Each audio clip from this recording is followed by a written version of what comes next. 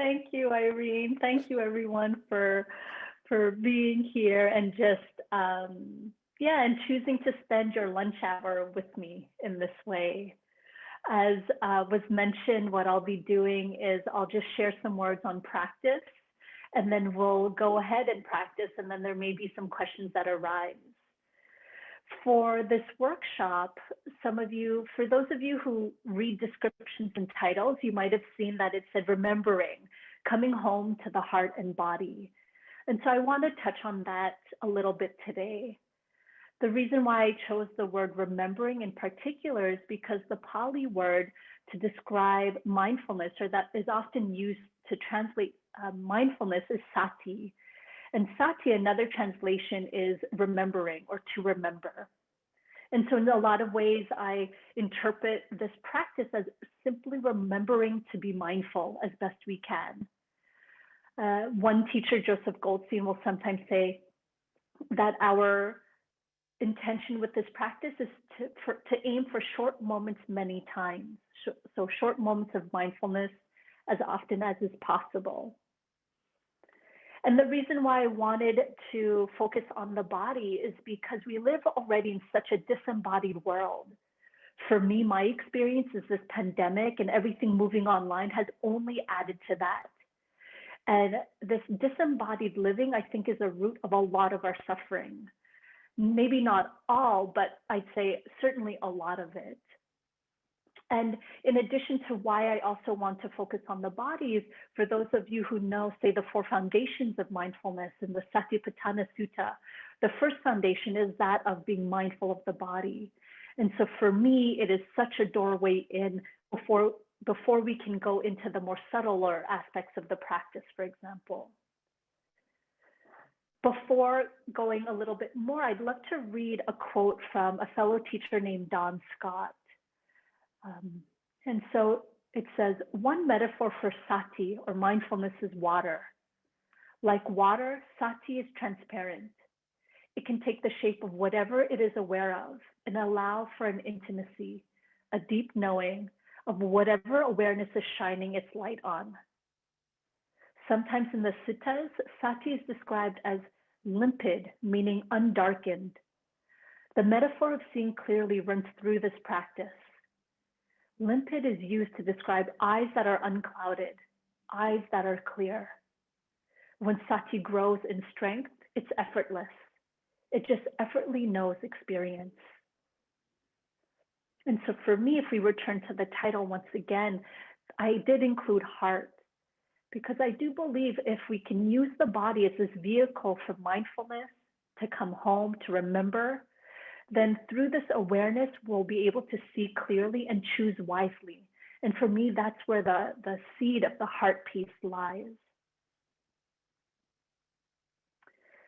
Even though in the Satipatthana, the way that the first foundation is listed as mindfulness of the body, I like to really simplify it. And I think I use more mindfulness of sensations.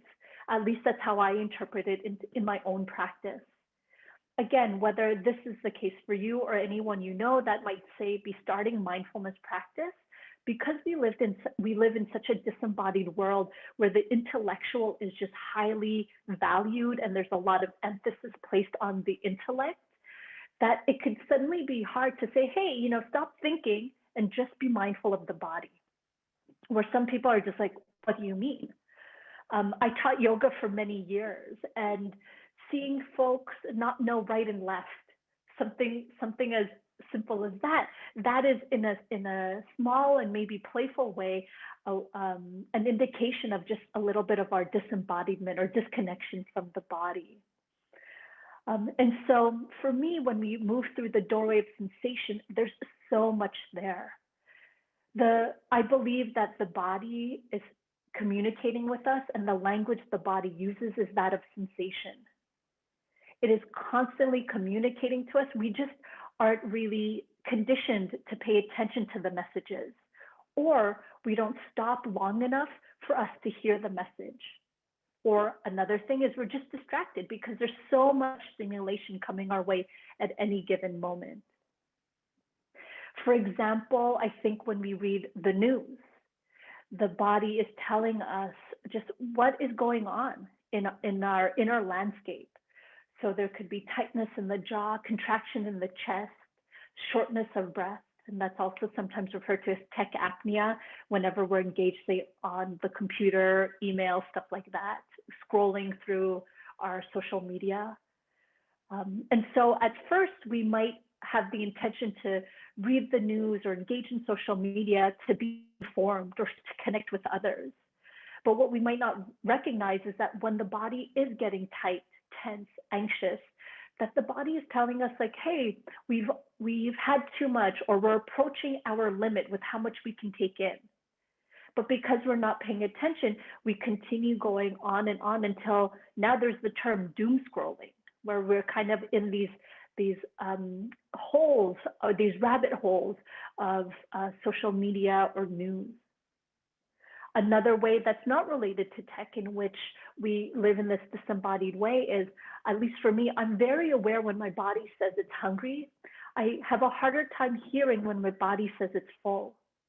Partly because if I'm eating in the company of others, so engaged in discussion, or sometimes I have the habit that is really hard to break, but where I'm reading something, listening to something, or watching something when eating. And so that's just another way, a parallel or metaphor of just what's going on in our life and the ways that we may not tune into what our body is telling us. And so in this practice, when we say mindfulness of the body, and eventually, or whenever you do pay attention to say emotions or even thoughts, it is always still about the body, in my opinion. It's less so about, say, the mental aspect of the practice, even though that's how it can sometimes be interpreted, that meditation or, say, studying of the suttas is a mental activity. When in my experience or my practice is really about still dropping it back down into the body. And what I mean by that is we want to tune into the felt sense of whatever it is we're doing. And for those of you who may not be familiar with the felt sense or who would like a refresher, we'll do an exercise right now that involves your hand. And so if you could just lift up one of your hands, take a look at it, and just kind of move your hand, move your wrist, open and close your fingers, and take a moment here just to look at your hand moving and notice what thoughts come up. I'll name some examples. Could be like, oh, my hands are dry, too much hand sanitizer. Or, oh, I really wish I could get a manicure. I don't know. Or, oh, that scar, that was from when my brothers pushed me off my bike when I was 6. Or maybe, oh gosh, I hope that's not the lifeline, or something like that if you're looking at your palm. So do that for another moment.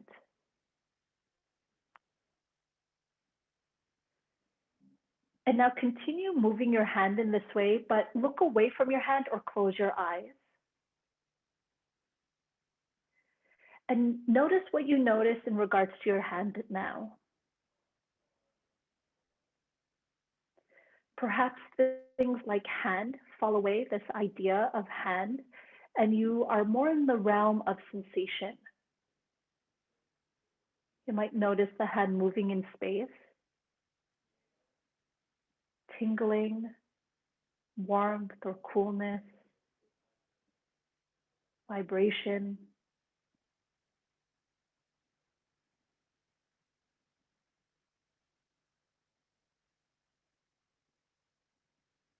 Do that for another moment. And then lower your hand and simply feel the difference between your right and left hand.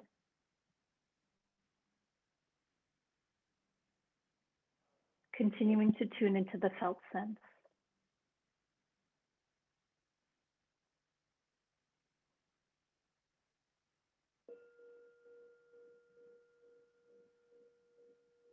If your eyes are closed, you can gently blink them open. And so when we drop into the felt sense of an experience, for me, what opens up is this universality, where suddenly things like hand fall away, and then we can take it further to even mean like any other mental construct like race or gender. When we turn into the felt sense of it, some of these things that we've applied labels on might not hold as true. And I use the hand as an example right now, but again, it can open up to a whole field of experience. And it's been a real important teaching for me to recognize interconnection or interdependence. So in addition to interdependence, it's just an ideal mirror for other teachings like suffering, impermanence, for example, non-self. And it's an essential teaching, in my opinion, as well, for the integration of these practices that we may read in texts or practice in our stationary positions of meditation, but to really bring them into our lives. When we're watching the news, as I mentioned, scrolling, interacting with strangers, so that when we tune in, we can notice what is there, what our body is telling us we're feeling, so that we could see clearly and then choose wisely. So remembering to come home to the body and the heart. A couple disclaimers. One is that if there's trauma in the body, or if you're feeling, say, overwhelmed by a certain experience just because of, say, just what is arising, if it's feeling like it's too much, forcing ourselves to stay in the body or be mindful of the body might not be supportive, could actually re-traumatize or re-trigger in a way where we might give up our practice altogether. In which case, even though the body, there is a lot of wisdom there, we sometimes need to increase or cultivate a tolerance for being in the body. And how to do that? It's by not always being in the body, maybe by looking out the window, tuning into sound, for example.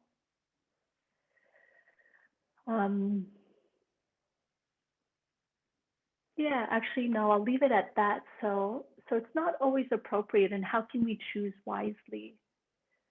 And maybe the last thing I'll say is that by no means do I feel that this practice means to mute any of our emotions, or to that we're meant to bypass some of the difficulty that we're feeling. For example, I tend to feel a lot of anger and fear and grief, all sorts of emotions when I read about just all that's going on in the news. And so it's not necessarily so that we could just kind of tell ourselves, oh no, this is a mental contract, this doesn't really exist, let me focus on interconnection. It's more complicated and complex than that. It's a yes and or a both and. So it's like, yes, we are all connected. And how can I choose wisely? So how can I feel, say, this anger and not necessarily be in the anger as I choose to act, but to extract the lessons from the anger so that I could communicate firmly and clearly. Because when I'm in the middle of my anger just wants to hurt.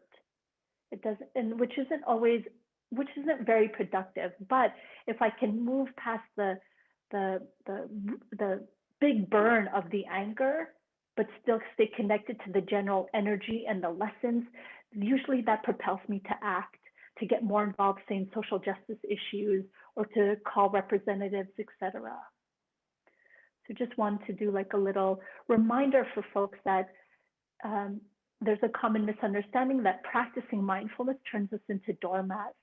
But actually, for me, my experience is it's given me a lot more courage and clarity to act. And so I hope that would be the same for you too, as you go deeper into the teachings and into the practice. And so speaking of practice, we'll do some of that now. It'll be a practice that'll center on the body, but I will give that option in case there is intensity arising for you to titrate or to ease the nervous system by, say, looking out the window or focusing on sound. So I will give that as an instruction as well. The practice will be about 15, 17-ish minutes. So choose a posture that can feel supportive in that time or for that amount of time. For a lot of us, that might be seated just simply because you're at your desk or whatnot. It could be standing if you're feeling quite tired and you do still want to remain engaged. or it could be lying down if you have access to space to lie down. Another note is that you might have the computer in speaker view, but if you want to feel as if you're part of a community practicing together, you might switch it up to gallery view right now. And even though you may be seeing more, say, cameras off, but just knowing that there are humans behind these profile names or profile photos too, practicing with you.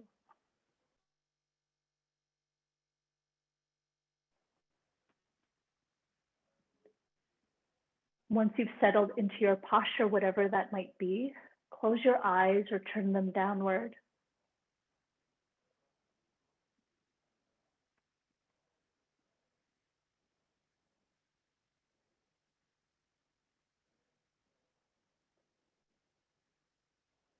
And tune into how the body is being held by the earth right now.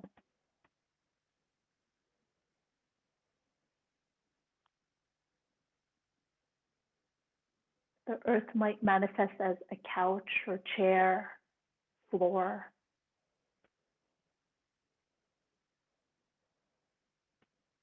Regardless, tune into the body gently pressing down into the ground, while simultaneously the ground is pressing up to support you here.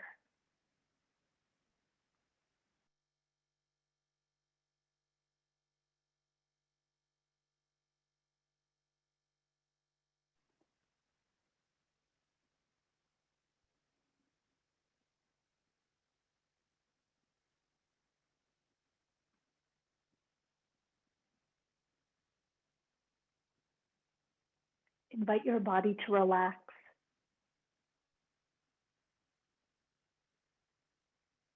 That could be scanning the body from head to toe, relaxing any tense parts. Or it could be using words like, may this body relax. May I relax.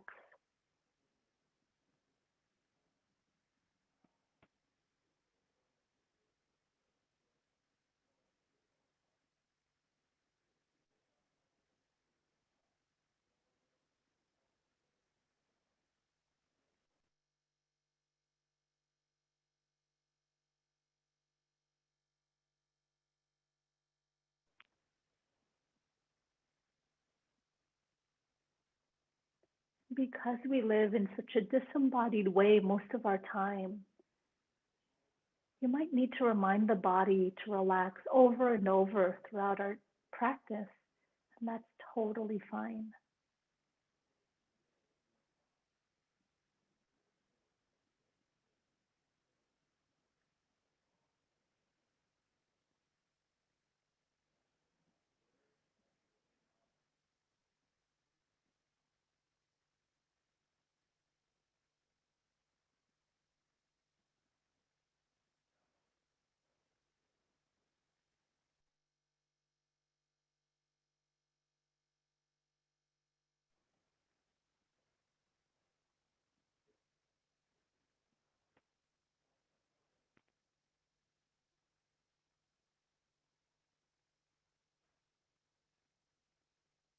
Turn your attention to your body if you haven't yet done so. And we'll use the body as an anchor for our practice as best we can.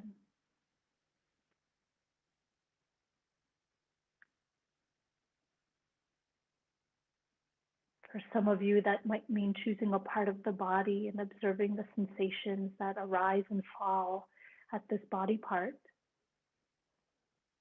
A place like the hands or the feet, the top of the head or the backs of the ears.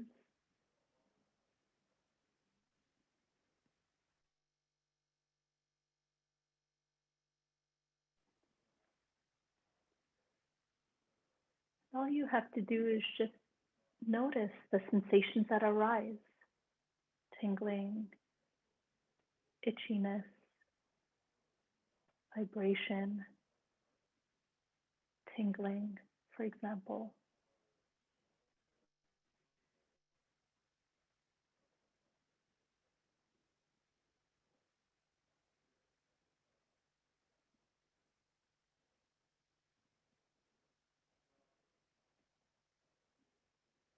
very possible that you'll circle back and acknowledge a few of the same sensations over and over.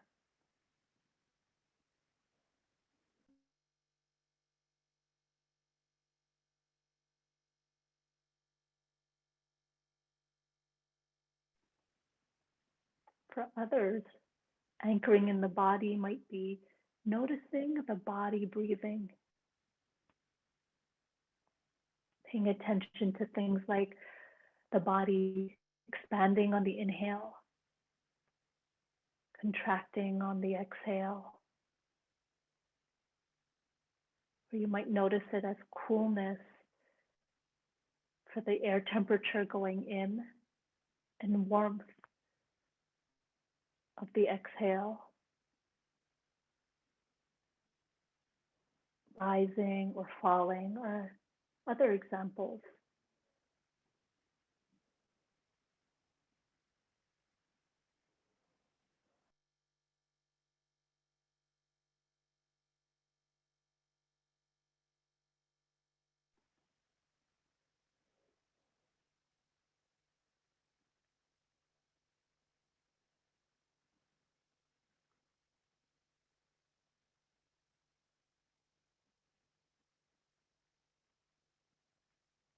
Just to remember short moments of mindfulness, but many times.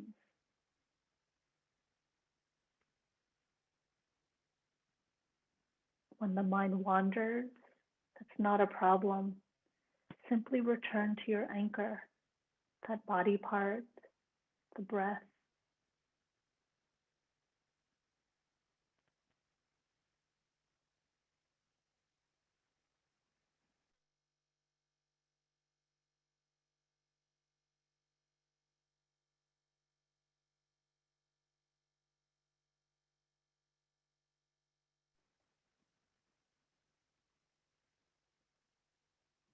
Perhaps opting to be aware of sound, or to open the eyes and look out a window if you have access to a window.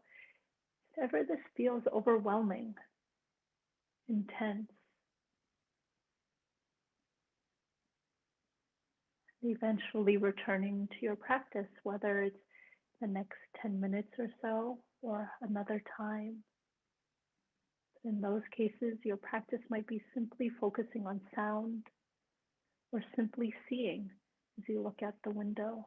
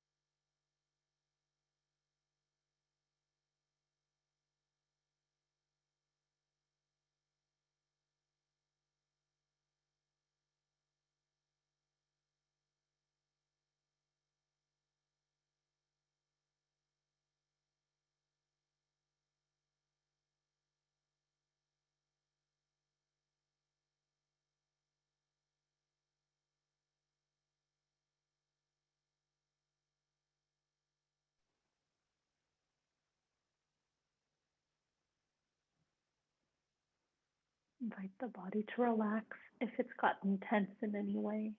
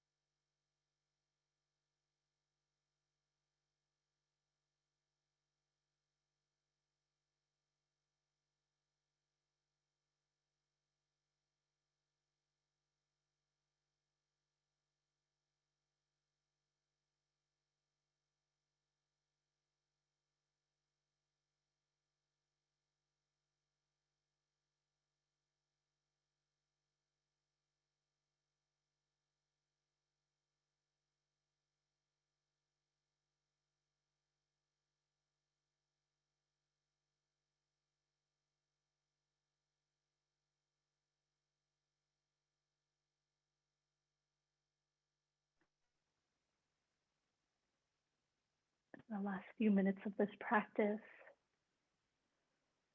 if it feels like it could be supportive,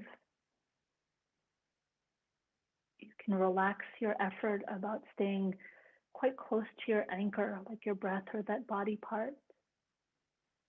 Start acknowledging or letting in any other phenomena that might arise, like a sound or a thought, maybe a smell or a taste. As best you can, when one of those phenomena does attract your attention, just drop your attention into the body and notice, what is the impact that sound or smell or taste has on my body? I hear a sound, and do I contract or do I expand? Does my heart beat faster? Does my pulse slow down? So being curious about how the body might be reacting to the things going on around you.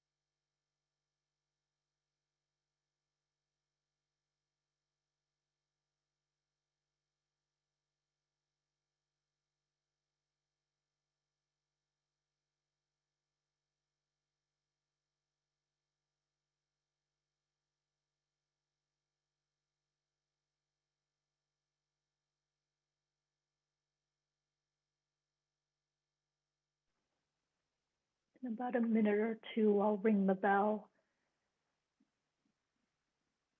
Notice whatever you notice in terms of being in the body when the bell rings.